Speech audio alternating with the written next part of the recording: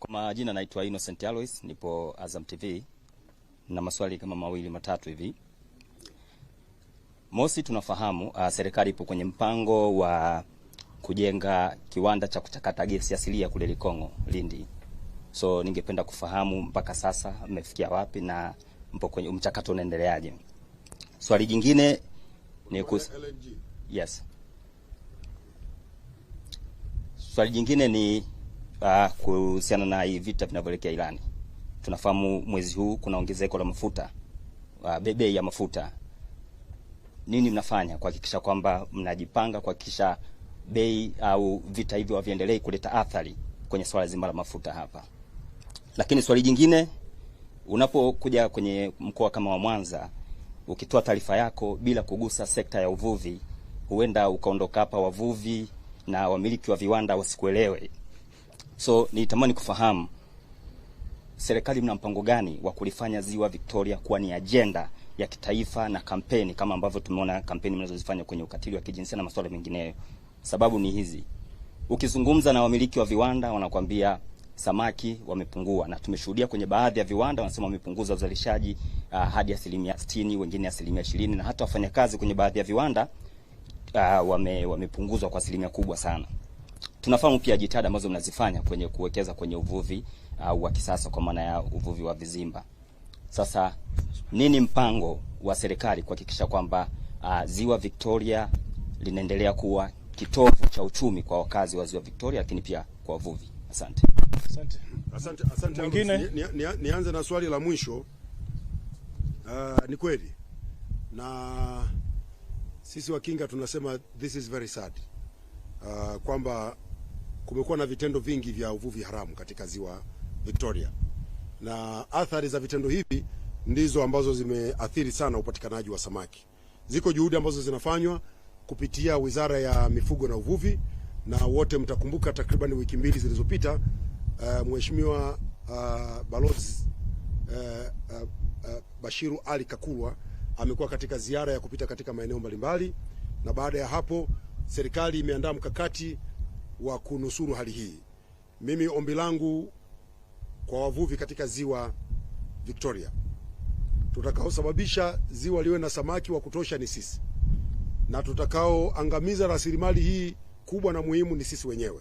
Serikali kwa upande wake ipo tayari. Nimewajulisha hapa kwenye taarifa yangu juu ya ununuzi wa maboti, mikopo ya maboti kuwawezesha wavuvi kuvua. Nimewapa taarifa hapa kuhusu mikopo inayotolewa kwa ajili ya vijana kuwekeza kwenye vizimba. Nimewapa taarifa hapa juu ya uwekezaji wa serikali kwenye meli. Hivi vyote vinawezesha shughuli za uvuvi kufanyika kwa ufanisi katika Ziwa Victoria, lakini vitakuwa havina maana kama uvuvi haramu utashamiri na utashusha kiwango cha samaki ndani ya ziwa. Kwa hiyo naomba Wizara ya Uvuvi, ya Mifugo na Uvuvi, watakapokuja na mkakati wa kukabiliana na uvuvi haramu na kuongeza kiwango ama idadi ya samaki ndani ya Ziwa Victoria, tuwaunge mkono, tushirikiane nao. Hino umeuliza pia swali kuhusiana na vita vinavyoendelea. Ni kweli vita vinavyoendelea. Mimi na wewe hatujui vita vitakwisha lini, sababu wababe kule wanaendelea kutunishiana misuri. Na ni dhahiri kwamba eneo ambako vita vinapiganwa vitaleta athari katika upatikanaji wa mafuta ndani ya nchi yetu. Ziko juhudi ambazo serikali inazifanya kuzungumza na marafiki zetu katika maeneo mbalimbali ambako kuna uzalishaji wa mafuta na tunaweza kuyapata bila kuathiriwa na eneo ambalo kuna vita.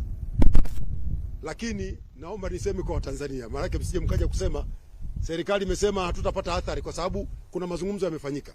Jitihada serikali inafanya, lakini ni dhahiri kwamba athari kwenye bei ya mafuta zitatokea, na sio Tanzania peke yake, ni kote duniani.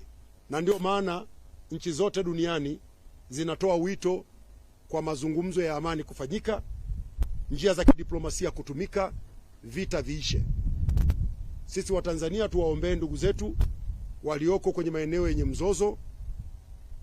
Mwenyezi Mungu awafunulie, wakubali kwenda kwenye meza ya mazungumzo, vita viishe, tuepuke athari zinazoweza kujitokeza. na haziwezi kuwa athari za mafuta peke yake kwenye maeneo mbalimbali. Kwa hiyo ndugu yangu, hino ni swali la msingi, lakini bahati mbaya vita ile ikitokea hakuna namna ambayo hatutaweza kuguswa. Ni kama ambavyo ilitokea kwenye vita ya Ukraine na Urusi, tuliguswa. Ziko jitihada ambazo serikali ilifanya kuhakikisha tupate athari kubwa sana kwenye maeneo ambayo bidhaa zilikuwa zinatoka kwenye maeneo haya yale na zimeathirika, lakini haikuzuia kutokea kwa athari kabisa. Swali lako jingine ni kuhusu mradi wa LNG. Ni kweli mradi huu ni wa muda mrefu, ni mradi mkubwa ambao sisi kama nchi tunautazama kimkakati. Ni mradi ambao utachangia kwa kiasi kikubwa katika ndoto zetu za kutimiza dira ya maendeleo ya 2050.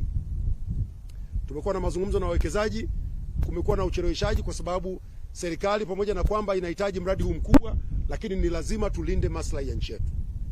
Na tunafurahi kuambia kwamba mazungumzo yanakwenda vizuri na mradi huu utatekelezwa.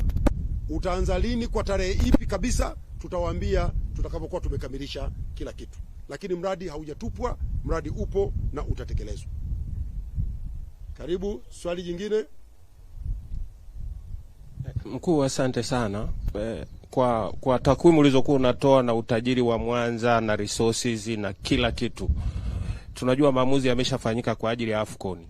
Kwa nini serikali isifikirie, kwa sababu muda bado, angalau Mwanza ikapata kituo? Kwa sababu Mwanza ina kila kitu, ina madini, ina dhahabu, ina washabiki na kila kitu. Asante. Nashukuru sana mtani. Nataka mkandamize kwenye AFCON, sio? Kwenye AFCON hii Mwanza haikuwemo, ni kweli. Vituo tulivyopata kwenye AFCON ni Dar es Salaam, Zanzibar na Arusha, vituo vitatu. Lakini safari ya kujenga miundombinu ya michezo kwa ajili ya mashindano ya kimataifa, Mwanza iko kwenye mpango. Tuko kwenye mpango wa kuboresha uwanja wa CCM Kirumba. Lakini tumeomba eneo Ilemela ili tujenge eneo changamani, eneo litakalokuwa na miundombinu ya kisasa ya michezo. Sasa ndugu yangu, najua AFCON imepita, lakini uwekezaji tunaoufanya Dar es Salaam, Arusha, Dodoma na Zanzibar hauangalii AFCON 2027 peke yake. Tunaangalia AFCON 2027 na michezo mingine ya kimataifa. Kwa taarifa yenu, tayari sisi serikali tumeshapeleka maombi ya kuwa wenyeji wa All African Games mwaka 2028, nafikiri 2030. Tumepeleka maombi. Tukifanikiwa, na wakati huo kama tutakuwa tumeweza kuboresha miundombinu yetu ya Mwanza, tutaleta mashindano Mwanza. Sisi wenyewe tungependa waje wafanye mashindano Mwanza, kwa sababu Mwanza kuna watu wengi. Mimi najua watani wangu, ukiambia kuna limechi la Yanga na Simba, CCM Kirumba inapasuka. Kwa hiyo na sisi tungependa tujenge uwanja mkubwa hapa Mwanza, hata wenye uwezo wa kuchukua watu 60,000, kwa sababu tuna hakika Mwanza yenye watu milioni 4 ina uwezo wa kujaza uwanja. Arusha tunajenga uwanja wa watu 30,000 na Dodoma hali kadhalika. Tumeangalia zaidi idadi ya watu na namna ambavyo projection tunavyozifanya kwa maeneo haya. Lakini kwa Mwanza hatuna mashaka kwamba tukijenga uwanja mkubwa itakuwa inafaa. Swali jingine, kuna mkono hapa katikati. Naambiwa muda umekwisha kweli kweli. Ndio, karibu. Asante. Naitwa Jisengo, natoka Jembe FM. Umezungumza swala zuri sana hapo kwamba Mwanza ni kitovu kikubwa cha biashara na uchumi kanda ya Ziwa, na serikali imenuia kulitekeleza hilo, kusaidiana na sekta mbalimbali za watu binafsi. Vipi kuhusiana na miundombinu ya barabara za ndani za jiji la Mwanza? Mingi imeonekana kwa kipindi kirefu ujenzi wake ukifanyika, lakini haikamiliki mpaka hivi sasa. Maeneo ya Kirumba kule kuna ushahidi wa barabara nyingi sana ambazo mpaka hivi sasa ni muda mrefu sana hazijakamilika. Nahitaji majibu katika hilo. Sawa, ni kweli Mwanza, jiji la Mwanza hapa pana changamoto kubwa sana ya miundombinu. Lakini serikali haijaliacha hilo. Tunatambua jambo hili na ziko hatua zimechukuliwa. Hivi ninavyozungumza na nyinyi, tupo katika hatua za mwisho za kuanza ujenzi wa barabara kwa njia 4 ya kutoka hapa Mwanza mjini kwenda Usagara. Tutajenga barabara hii kwa sababu tunaamini barabara hii ikijengwa itapunguza kwa kiasi kikubwa msongamano katika jiji hili. Lakini wote mtakuwa mmeona yale madaraja ya Mabatini na Mkuyuni tumeyajenga, yamepunguza pressure kidogo. Lakini pia tunafanya kazi kubwa hapa Mwanza. Serikali imetenga fedha kwa ajili ya kujenga barabara mlishi, kwa Kiingereza ama kwa Kikinga wanasema feeder roads. Tunajenga feeder roads, na tukijenga hizi barabara zitatusaidia sana kupunguza msongamano kwenye barabara hizi kubwa. Na malengo yetu ni kwamba feeder roads zote za Mwanza tuzijenge kwa kiwango cha lami ili ziweze kutumika wakati wote, sio mvua zikinyesha sana kama kipindi hiki ambacho Mwanza imepokea mvua nyingi, tunaanza kupata shida kubwa ya usafiri. Nataka nikubaliane na wewe, ni kweli kuna changamoto kubwa. Kwa mfano ile barabara ya Buswelu, mmeona barabara ya Buswelu ni mpya na kujengwa kwake imeleta nafuu kubwa sana kwa wananchi wa Mwanza. Kwa hiyo tutafanya hivyo kwenye miundombinu hii ya barabara, hali kadhalika na huduma nyingine za Mwanza. Najua Mwanza hapa mmekuwa na kilio cha muda mrefu cha maji. Tunavyo vyanzo viwili vikubwa vya Mwanza, Capri Point na chanzo cha Butimba. Ni bahati mbaya tu tumepata changamoto ya mvua kubwa ambazo zimenyesha safari hii, zimesababisha miundombinu mingi ya maji kupata shida, na barabara nyingi pia zimeharibika kutokana na mvua nyingi ambazo zinaendelea kunyesha. Lakini tutakarabati, tutarekebisha, na hata hiyo changamoto ya maji yenyewe pamoja na kwamba inasababisha shida nyingine, pia tunaendelea kuifanyia kazi. Niwape tu taarifa, takwimu za utabiri wa hali ya hewa safari hii zinaonesha tumepokea wastani wa mvua wa milimita zaidi ya 170, wakati wastani hapa Mwanza huwa inakuwa ni milimita 140. Sasa hii imetuletea shida kubwa sana. Lakini kwa upande wa maji pia, mradi wetu wa Butimba, pale Butimba tumefunga pampu 4. Mpaka hivi sasa tunavyozungumza tunatumia pampu moja tu. Sababu kubwa ni moja tu, tumekamilisha ule mradi, kuna maji ya kutosha, unaweza kuleta lita milioni 140 kwa siku katika jiji la Mwanza. Lakini kwa sababu miundombinu ya usambazaji wa maji hatujakamilisha, kazi hiyo inaendelea. Tutakamilisha miundombinu yote ili tukiweza kuwasha pampu zote 4 tuwe na maji ya kutosha kwa ajili ya jiji la Mwanza na maeneo yote, na kusiwe na changamoto ya jiji la maji. Ndugu zangu, nanyoshewa mikono kweli kweli hapa kwamba muda umekwisha. Basi wengine wenye maswali mtaniuliza baada ya kumaliza mkutano huu na nitawajibu, ili msikose kwenda kuandika habari zenu. Naomba kurudia kuchukua nafasi hii kuwashukuru sana ndugu zangu waandishi wa habari wa Mwanza kwa kuja leo siku ya Idi Pili katika taarifa ya msemaji mkuu wa serikali. Najua mtasema kwa nini Msigwa umekuja siku ya sikukuu, lakini nadhani pia katika siku ya sikukuu watu wanahitaji kupata taarifa njema, na naamini mtakuwa mmejua nini serikali inafanya kwa ajili ya mkoa wa Mwanza na ukanda mzima wa kanda ya Ziwa. Nawashukuru sana wote walioandaa, timu ya idara ya habari.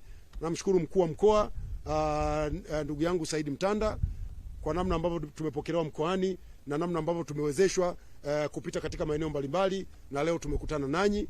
Nataka kuwatia moyo ndugu zangu waandishi wa habari, tuchape kazi. Wizara yenu ya Habari, Utamaduni, Sanaa na Michezo kupitia mfuko wa utamaduni na sanaa tumeweka fedha shilingi bilioni 2 na tutaendelea kuongeza. Wale ambao mmeanzisha vyombo vyenu vya mtandaoni, mnazalisha maudhui, nendeni mkakope, mpate fedha, mnunue vifaa, tengenezeni maudhui mazuri ya Tanzania, na msitengeneze ya Kiswahili tu. Tengenezeni ya Kiswahili, tengenezeni na ya Kiingereza. Fedha Mheshimiwa Rais ametoa, na Mheshimiwa Waziri Paul Christian Makonda anasimamia kuhakikisha waandishi wa habari wasifikiwe wa Dar es Salaam peke yake, mpaka wote mlioko mikoani. Na hizi fedha tunazitoa kupitia benki. Kwa benki zilizopo hapa Mwanza, mpaka sasa tuna mikataba na CRDB na NMB, tunazungumza pia na CRDB na NBC, tunazungumza pia na NMB, nao pia watatoa mikopo. Kwa hiyo ukienda pale benki, tutaandaa utaratibu mzuri, wizara tutawaratibu, mtakwenda mtapatiwa mikopo, mkanunue vifaa, kamera, laptop, mtengeneze studio, mzalishe maudhui, tuitangaze nchi yetu, na nyinyi wenyewe mpate kipato, pamoja na wasanii na watu wengine ambao wanazalisha maudhui yanayokwenda mitandaoni. Ndugu zangu, yako mambo mengi, lakini tutakuja siku nyingine tutazungumza. Asanteni sana,